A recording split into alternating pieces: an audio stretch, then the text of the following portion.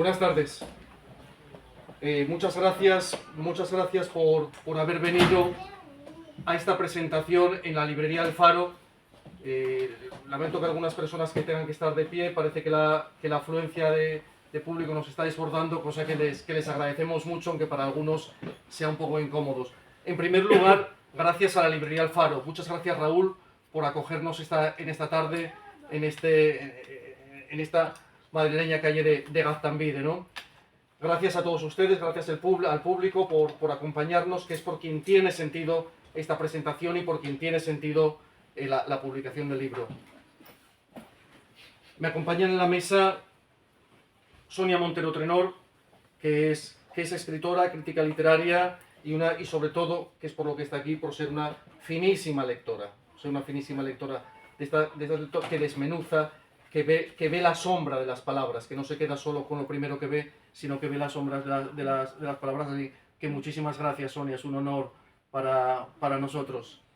Y el mayor de los agradecimientos, por supuesto, a Pablo Díez por confiar en nosotros, por confiarnos la publicación de esta novela, a la que no le voy a poner adjetivos porque sería un poco ridículo que el editor dijera es una magnífica novela, esto tendrán que decirlo ustedes, pero por confiarnos la publicación de Letras Impunes, la última novela de Pablo Díez, que hoy mismo, que estos días, hoy mismo ha llegado a las librerías, o está llegando a las librerías, por lo tanto es novedad absoluta.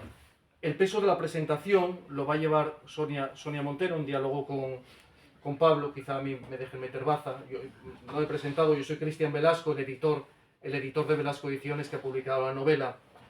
Pero sí quiero tener dos o tres palabras muy particulares, dos o tres reconocimientos, dos o tres menciones en la génesis, cómo se fraguó el que hoy estemos aquí, ¿no?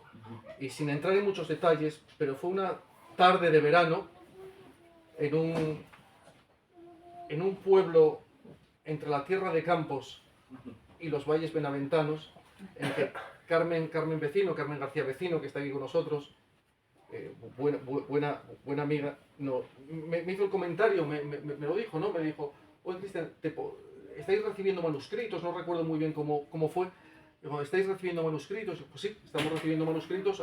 Pues tengo un buen amigo que es escritor, ha ganado algún premio y podría... Pues sí, por supuesto, que lo envíe. Y yo quise ser sincero, porque no me gusta, y dije, Carmen, por estadística, y sin leer el original, lo normal es que se le diga que no, porque de los cientos de originales que nos llegan al año en una pequeña editorial independiente como la nuestra, publicamos 5, 6, 7. Lo normal es decir que no. Así que llegó el original, se lo pasé a 2 o 3 personas, miembros del comité de lectura, y además lo leí yo, y en este caso lo normal fue decir que sí. Fue decir que sí porque, por ninguna otra razón, siempre decimos, es el lema de nuestra editorial, el texto es soberano. No importa quién esté detrás, sino que el texto es el que va a ir mandando, ¿no? Y mandó, lo demás ya se lo pueden imaginar porque estamos aquí. Quiero agradecer, no están aquí hoy, pero quiero agradecer también a dos escritores de la casa. Tenemos a un escritor de la casa que quiero saludar también, Ramón Alcaraz, con su fabulosa novela, Fabuloso Zoológico Ambulante, el realismo mágico. Pero quiero agradecer a dos escritores de la casa, que son también abogados, y que cuando estaba leyendo el original, dije, bueno, aquí hay unos términos, hay unas cuestiones jurídicas, lo verán ustedes, hay unas cuestiones legales que yo, que desconozco el ordenamiento jurídico español, digo, no sé si esto... y lo hablé con Pablo, digo, Pablo, ¿te importa? No, encantado y tal, encantado porque siempre puede apuntalar, por lo menos que una novela tiene que tener verosimilitud y no podía hacernos agua, que no lo hacía, pero sí nos emitieron un dictamen jurídico a ver si lo que allí se contaba se correspondía con lo que es hoy el marco regulatorio que tenemos en España, ¿no? Y quiero agradecer a Nora García, escritora, novelista y abogada argentina, que lo leyó y que dijo, bueno, hay un derecho internacional, y a José Luis Díaz Caballero, escritor de la casa también y abogado en ejercicio en Madrid, que también lo leyó y nos hizo algunos comentarios menores. El texto estaba muy bien, que nos hizo algunos comentarios para ya terminar de cerrar completamente ese aspecto extraliterario, ¿no?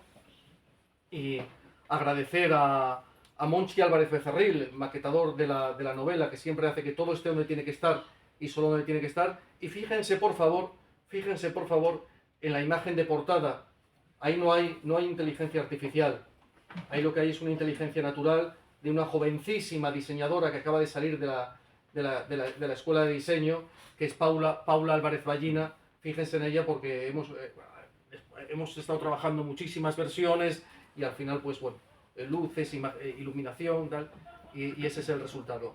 Yo nada más, salvo reiterarles el agradecimiento a todos ustedes, decirle que al final del acto, quien lo desee, Pablo les firmará ejemplares que pueden adquirir en la propia librería. Sonia, Pablo, cuando queráis. Buenas tardes a todos. Muchísimas gracias por vuestra presencia para acompañarnos a esta terna. Tengo junto a mí a dos pesos pesados, el autor Pablo Díez y el editor Cristian Velasco, a quienes doy las gracias por haber pensado en mí para estar con ellos en esta charla sobre letras impunes. Cuando leí el libro me sorprendió por su gran calidad. Y veréis, para un escritor es enormemente satisfactorio poder presentar obras de este nivel, que por otro lado es lo habitual de Velasco Ediciones. Yo os invito a que sigáis sus redes, que conozcáis su catálogo y su web, donde veréis, como ha dicho Cristian, que su lema es "el texto es soberano". ¿Y qué significa esto? Que la calidad prima ante cualquier otra consideración. Te doy las gracias, Cristian, también por tus amables palabras.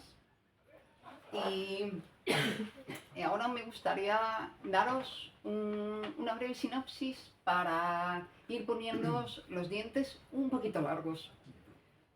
Leandro es un literato olvidado que después de años sin verse convoca a su sobrina para confiarle una última voluntad, que su legado no muera con él. Sin saber cuál será su misión, Elena acude a la antigua casona de campo y allí le espera una misión que se le irá revelando lentamente y casi a cuentagotas. La casa guarda una historia. Leandro guarda años y secretos. Y Elena, la narradora en primera persona, guarda recuerdos y rencores. En un ambiente monástico y misterioso, la relación entre ambos se irá tornando cada vez más opresiva. Elena, según se va adentrando en la obra y en la figura de su tío, va entrando en un estado de creciente obsesión, porque va descubriendo silencios, contradicciones y hasta un arresto domiciliario. Es una novela que es sobre todo reflexiva más que de acción. Es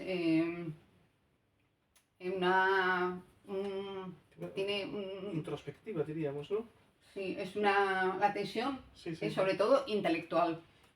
La protagonista tiene un arco de transformación muy interesante y donde la herencia literaria se convierte en el eje de una introspección íntima sobre la memoria, los fracasos, la manipulación y la envidia.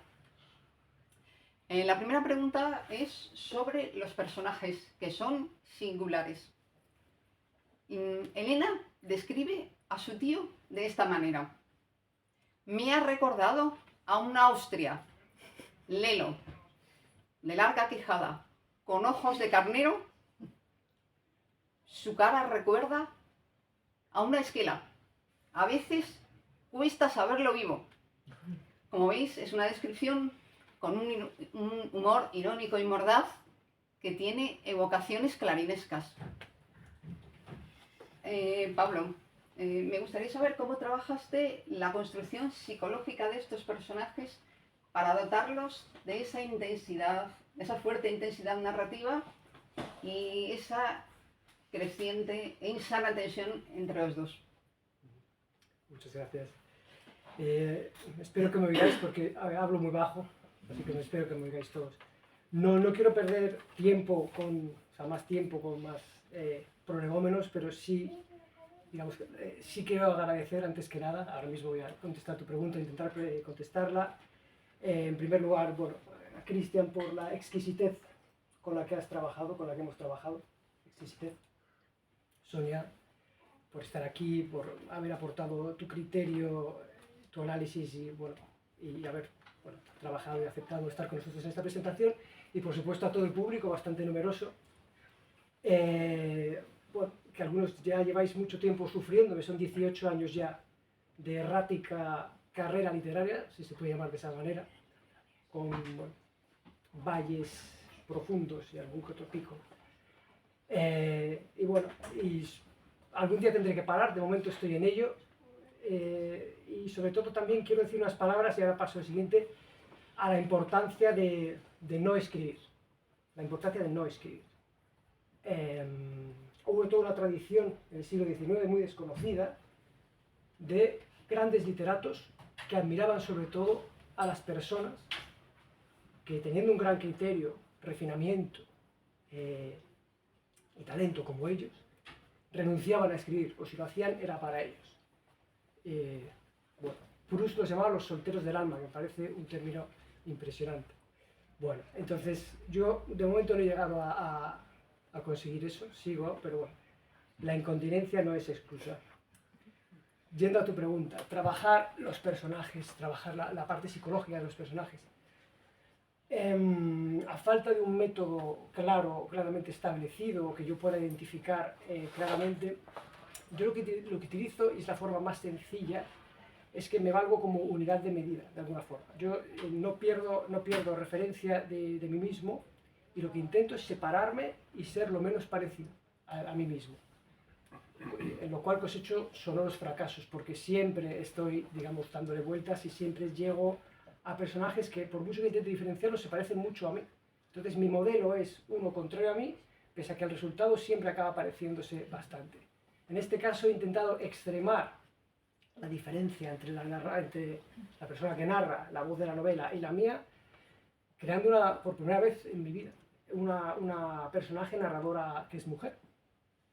Y era también un intento, por una parte me interesaba intentarlo, y por otra parte era un intento deliberado de, bueno, poner más distancia de alguna forma entre yo y la narradora, ¿no? Creo, no sé, para mí, si he tenido éxito en esa empresa, la única forma de medirlo es si realmente hay una discrepancia, o se puede detectar una discrepancia entre cómo habría sido la novela con un narrador masculino o con uno femenino. No sé cuánta diferencia ha habido, no sé es difícil saberlo, ¿no? Pero esa sería la forma de calibrarme. De todas formas, lo de la narración, bueno, digamos que los hombres escribiendo sobre mujeres es algo que crea muchas distorsiones, incluso grandes escritores fracasan estrepitosamente en eso. Aquí estoy viendo algunas personas con las que he hablado de esta cuestión, por ejemplo, grandes novelistas como Richard Ford, que son incapaces de hacer un personaje femenino decente. Estamos hablando de probablemente el mejor novelista vivo, y esa parte le falla completamente. Entonces, lógicamente, yo seguramente habré fracasado también en crear esa discrepancia, ¿no? Pero bueno, volviendo no hay un método como concreto, pero siempre realmente es una emanación de uno mismo, pese a que yo intento que no sea así. O sea, cuando lees una gran novela, tú lees Tolstoy, y en ningún momento aparece el autor, de ninguna manera, ¿no? Lo que pasa es que yo creo que ese es un arte perdido. El arte de desgajarse, de desligarse hasta ese punto de la obra, ese distanciamiento. Yo no sé si hay algún autor moderno, tampoco sé mucho de autores modernos, que sea capaz de hacerlo. Pero bueno, para mí sería ese el objetivo, si bien es probable que haya fracasado. Son unos personajes son muy complejos, y yo como mujer te digo que la psicología del personaje femenino está muy lograda. Es extraordinario, ya lo verán cuando lean la novela. Sobre todo porque son personajes rugosos. Son personajes... No hay ninguna planicie en ninguno de los personajes, de los 4 personajes que creo que hay en la novela. Es decir, van evolucionando según va evolucionando la novela, y bueno, el uso del lenguaje obviamente está adecuado al tipo de... Creo que esa es una también de los rasgos más, bueno, que más nos satisfizo, ¿no? de lo que es la estructura de la novela, es la arquitectura. Me gustaría hablar ahora del espacio, porque la casa no es solo un escenario. conserva un eco monástico de aquel convento que fue y que nos sugiere que el pasado nunca desaparece del todo. El lugar contiene una metáfora espacial y tiene algunos paralelismos interesantes. Por ejemplo, donde antes había monjes, ahora hay propietario. Donde antes había comunidad, ahora hay individuo. Y donde antes había fe, ahora hay interés. Hay también gestos domésticos que adquieren un ritual litúrgico. Y Pablo, en esa peculiar atmósfera has buscado una sustitución de lo religioso por otra forma de poder.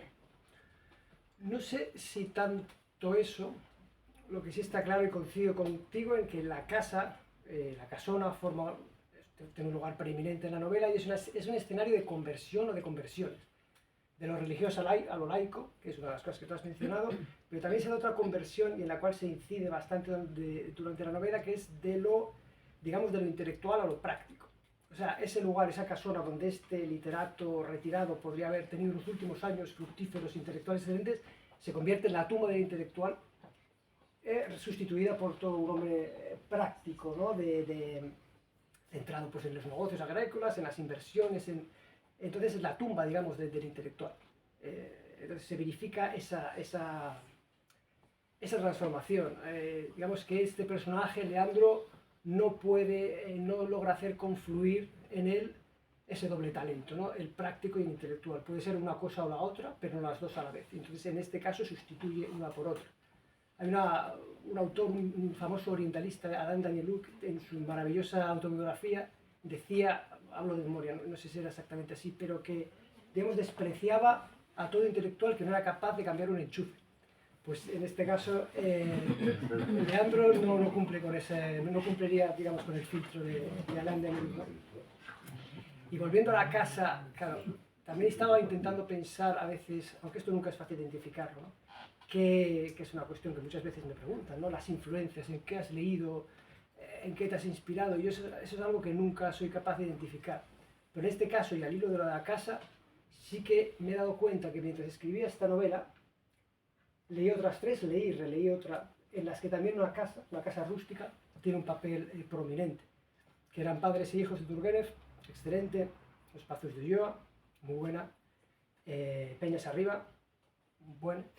Y bueno, y en las tres se verifican también transformaciones y en las tres hay oposiciones, ¿no? En una, en el caso de Padres e hijos, es, digamos, el nihilismo frente al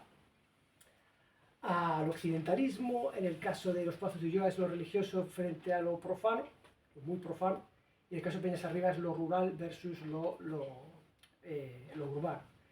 En este caso, Letras impunes, pues no hay tal oposición. Realmente, son personajes realmente, es muy endogámico. O sea, son dos personajes que comparten la misma naturaleza y no porque sean familia, no porque tienen la misma sangre, sino porque realmente son muy parecidos. Más allá de que uno haya tenido una trayectoria y otra persona haya tenido otra, son personajes, no veo una oposición realmente entre ellos. En esencia los veo muy similares. O sea, la casa opera el cambio en él, pero el personaje y la sobrina realmente son muy parecidos.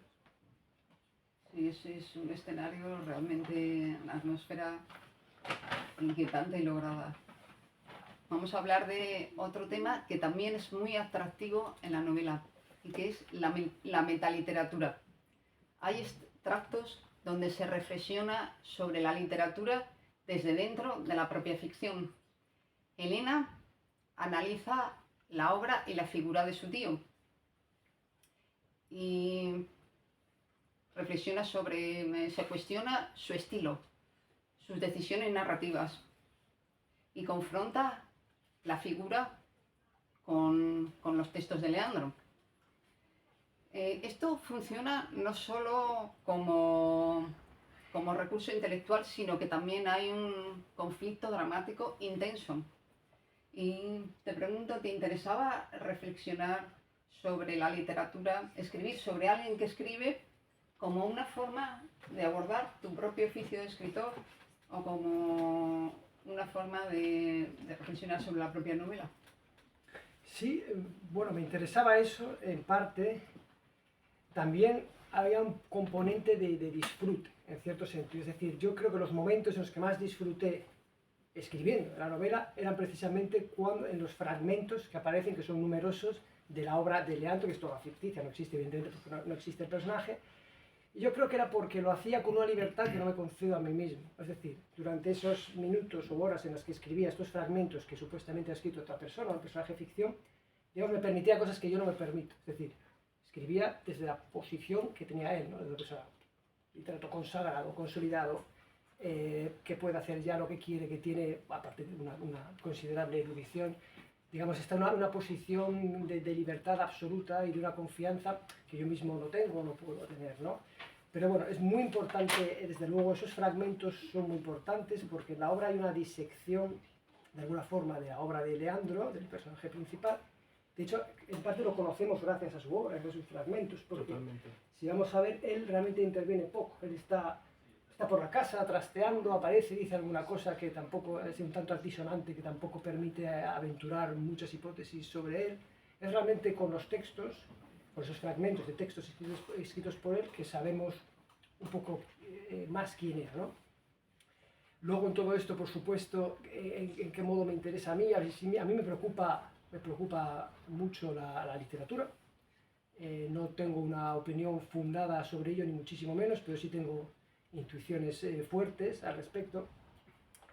Para mí lo que se está viendo es una lucha existencial, a vida o muerte, por la literatura, para que exista tal y como a mí me gustaría que fuera, o deje de existir como tal, ¿no? Es una combate, ya digo, esto no está fundado, podría estar equivocado, y habría mil formas de rebatírmelo, ¿no? Pero, bueno, sí veo que el combate se está perdiendo de alguna forma, ¿no? Y que, por decirlo de forma no excesivamente peyorativa, se está, quizá, con todas las excepciones debidas, llegando a un escenario en el que, bueno, se ha perdido la condición realmente artística, en parte, ¿no?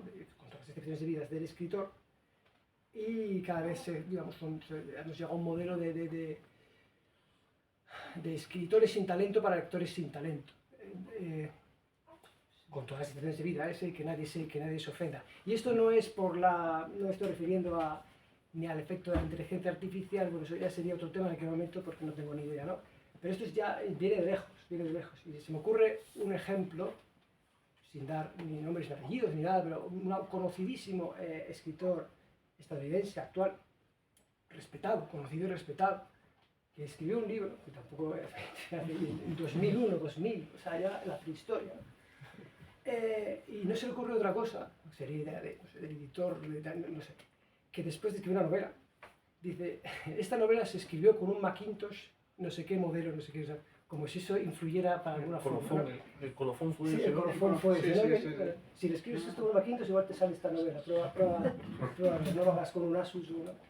Bueno, solamente valga como anécdota, quiero decir, todo esto tiene años, y pues una intuición fallida, y desde luego, siempre digo, las debidas excepciones, ¿no? No quiero ser injusto con nadie, ni descargar sobre nadie, ni sobre todos mis propias frustraciones tampoco. Pero bueno, esa es mi opinión. Se puede decir, a veces lo digo de forma más peyorativa, pero no, aquí lo voy a decir. Esa fue una de las genialidades de la novela, que quiero detener un poco por ahí, cómo al personaje, efectivamente, el personaje va enseñando la patita, pero no a través de declaraciones propias, sino a través de la investigación que su sobrina está haciendo en su archivo, en su biblioteca, y esas obras ficticias que nadie piense que había detrás, y que van mostrando las distintas partes de la vida del personaje, ¿no? Relacionados, bueno, ya lo verán. Pablo, ¿por qué impunes? ¿Por qué estas letras tienen impunidad? ¿Por qué impunes? Pues tiene que ver con eso, tiene que ver con lo que estaba explicando ahí, tiene que ver con una idea que también subyace en la novela, que es el maltrato a las letras. El maltrato a las letras. Cosa que no practica, por cierto, el escritor, o sea, Leandro. Porque por lo menos la idea que yo intento dar de él es una persona que las ha cultivado a un nivel de calidad muy elevado, ¿no? Pero como se habla, hay varias reflexiones de la narradora. Alguna vez que tendría que localizar la página, pero hay un fragmento que lo dice perfectamente. Se refiere a eso, al maltrato de la literatura, digamos, a generar literatura sin valor, digamos, al exceso de proliferación, tiene que ver con eso. Pues, de plena actualidad, ¿no? De plena actualidad.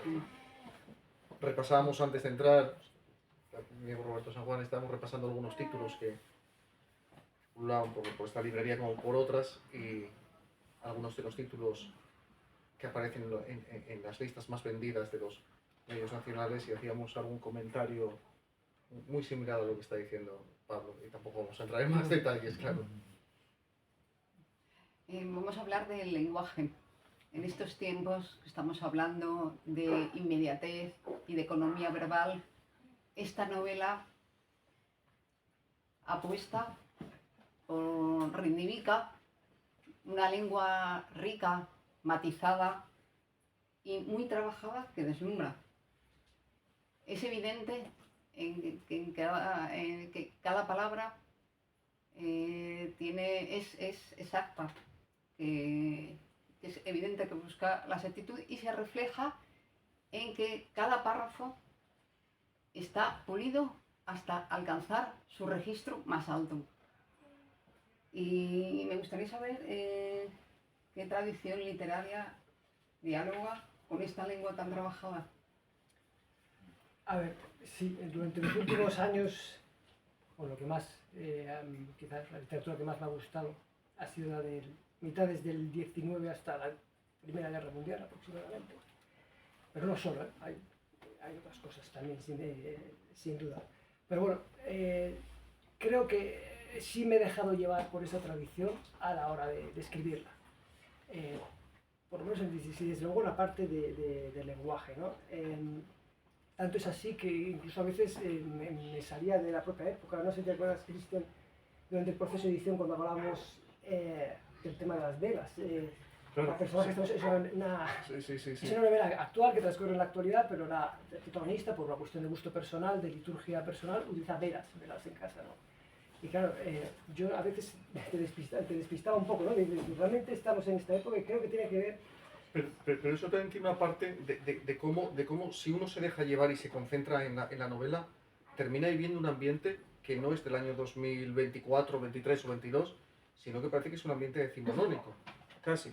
Y eso es otros rasgos más, pero no es baladí, porque ese es también el ambiente del que se va a empapar la propia protagonista de su trabajo. Está trabajando así porque se siente creo, lo veo como lector, ya como lector, no como editor, totalmente cautiva y cautivada por ese halo, ¿no? Decimonónico, por ese halo del siglo XIX, que cuando está allí, de una casa de la que cada vez sale menos, ¿no? En los términos casi monástico-civiles, ¿no? Que decía Sonia al principio, ¿no? No sabemos si la casa termina siendo una cárcel o si termina siendo un refugio para ella, ¿no? Pero desde luego, uno si no se da cuenta de en qué año estamos, puede parecer efectivamente que estamos... En parte porque tampoco hay la menor insinuación tecnológica ni del verso. Sí, claro. Lo he rehuido. Y respecto al lenguaje, yo creo que la palabra clave que tú has usado es exactitud, no porque crea que yo haya sido exacto, sino porque es a lo que aspiro. Es decir, en este caso el lenguaje se intenta ser elevado, sí, se sostiene a lo largo de toda la novela, sí, y es así porque básicamente las dos personas que protagonizan esta novela, bueno, pues son personas evidentemente con gusto por la literatura, por la cultura clásica, por todas estas cosas. Entonces, digamos que ese lenguaje procede. Pero, del mismo modo, si hubiera sido los dos protagonistas, dos personas vulgares, pues lo que habría procedido durante toda la novela es un lenguaje vulgar. Entonces, quiero decir, no se trata de alarde, sino se trata de dar con el tono exacto y sostenerlo.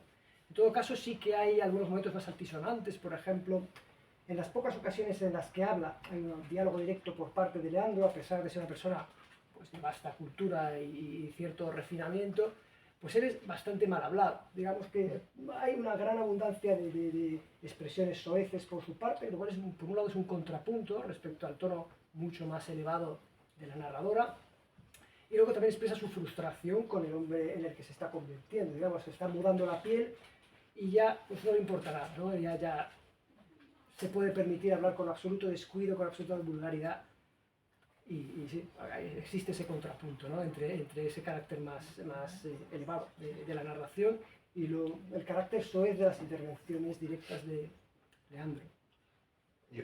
Si me permitís, me gustaría añadir algo aquí porque me parece muy importante, parece una evidencia, pero el uso de la lengua en literatura es importante. Es decir, digo parece una evidencia, pero cada vez parece que se olvida más, ¿no?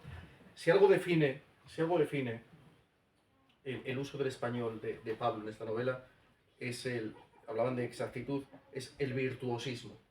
Es el virtuosismo. Aquí no hay una nota que suene donde no tiene que sonar. El virtuosismo y la precisión, y la exactitud, la precisión léxica, ¿no? Y la adecuada variedad, efectivamente. Cada personaje habla como tiene que hablar. Y no olvidemos que hay algún personaje secundario de un, por decirlo, de un palo totalmente distinto, ¿no? Y que Pablo lo hace hablar como corresponde, claro, no, ahí se baja totalmente, se cambia totalmente y habla como corresponde, ¿no? Pero digo, si me dijeran, ¿cuál es el rasgo que define el uso del español en letras impunes? Diría, el virtuosismo, sin duda. Es decir, cada nota, como en una partitura, cada nota suena donde tiene que sonar y durante el tiempo que tiene que sonar. Eso es como uno de los rasgos que yo definiría. Sí. Sí, lo has definido con exactitud. Y yo creo que es el momento de que demos paso a los lectores. Si queréis hacer alguna pregunta, Pablo. O potenciales lectores, todavía no creo que haya muchos. Es el momento de que hagan las preguntas o comentarios o observaciones. Bueno, pues me animo yo a ser el primero. Me ha gustado mucho, por cierto, la definición de tu trayectoria errática como escritor. Ahí hay un escritor, cuando se dice eso. Las personas que no tienen una trayectoria errática son menos interesantes. Y te quería hacer dos preguntas. La primera, ¿en qué momento decidiste ese título? Que es muy bueno. Es muy bueno. Si lo tenías pensado desde antes, fue en mitad de la novela o una vez que pusiste el punto final.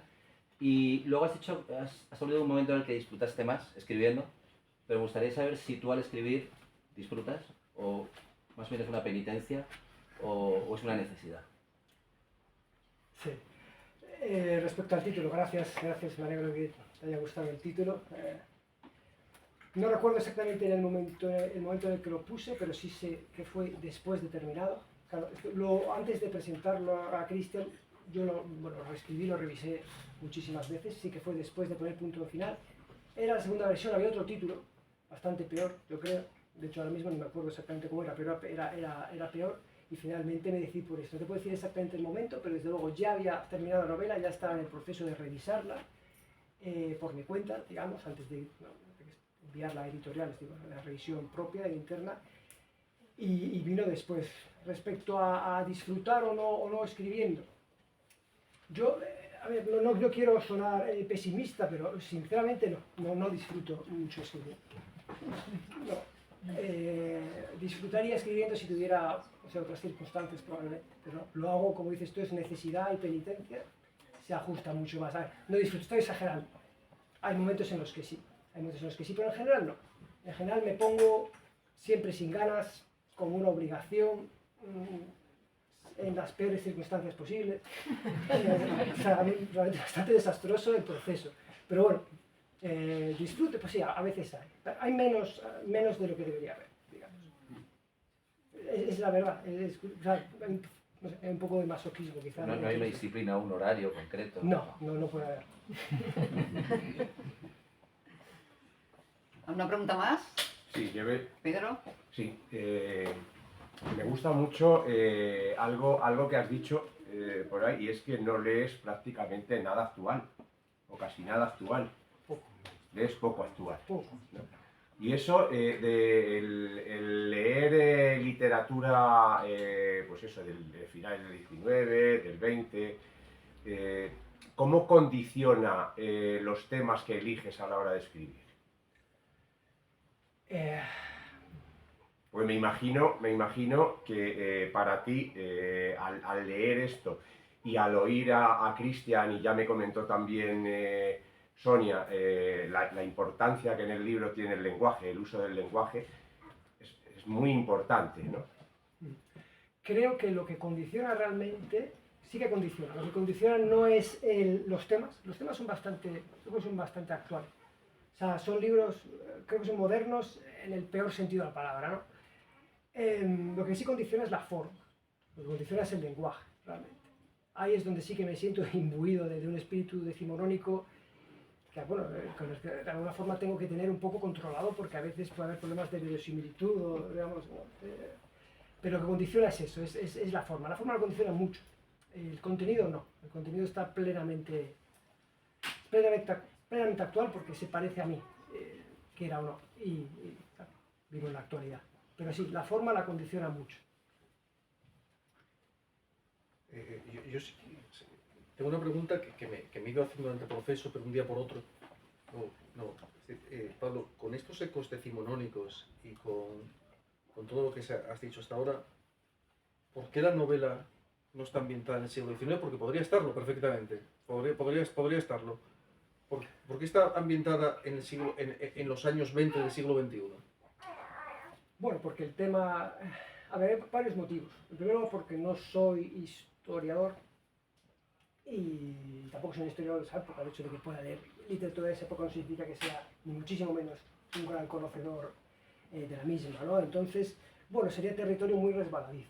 O sea, por una parte no me gusta, aunque en algunas ocasiones lo he intentado, no me gusta perder ese asidero de la actualidad, que en última instancia realmente te va a hacer que seas mucho más congruente, que te dediques plenamente a la cuestión expresiva, a la cuestión literaria, mucho más que a otras cuestiones, ¿no?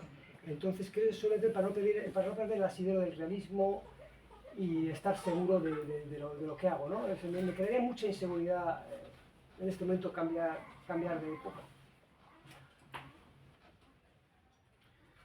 ¿Alguna pregunta más? Bueno, yo por lo que has dicho, y siguiendo con esta pregunta, me da la impresión de que a la casa la has tratado un poco como un personaje, ¿no?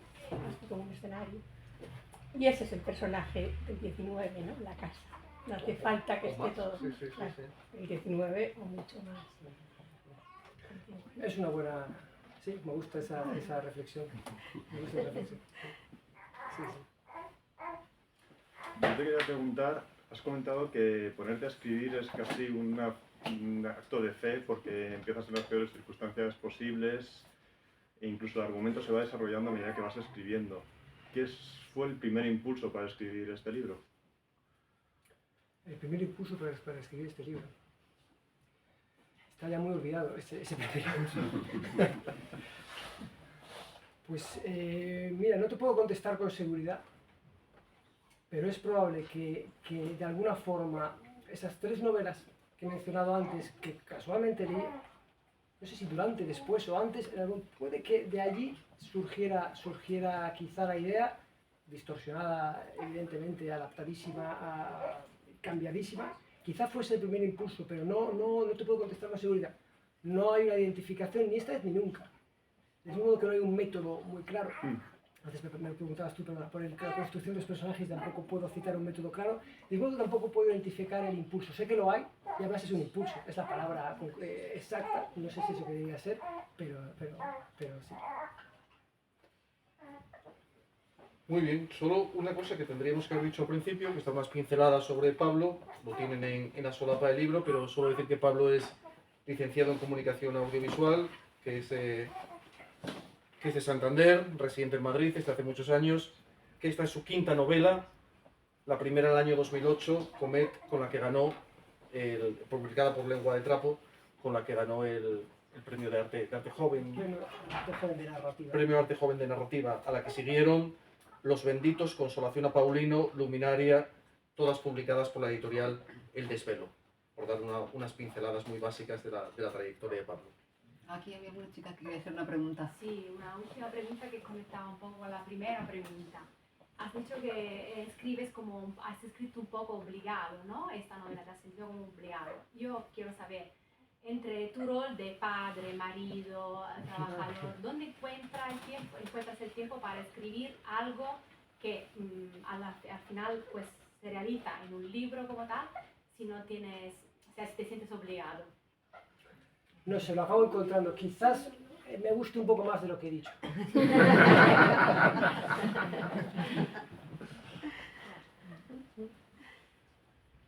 Pues si no hay más preguntas por parte del público, reiterarles a todos nuestro agradecimiento, reiterarle a Pablo que está aquí, puedo darte la enhorabuena por el reciente por el doble nacimiento, ¿no? Por el doble nacimiento de la novela y tu segundo hijo, ¿no?